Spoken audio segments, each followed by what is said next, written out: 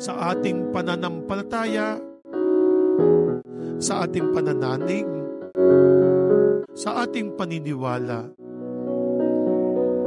na ang tinapay at ang anak ay nagiging tunay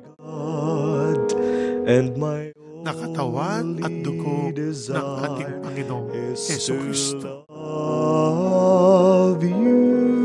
Tanggapin po natin ang ating Panginoong Jesucristo.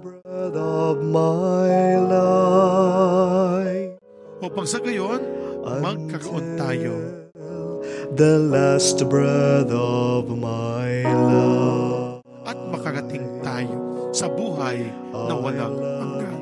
Oh my God, and I would rather die in loving you than to live without loving you. I love you, Lord, and the only grace I ask is to love you eternally, is to love you eternally.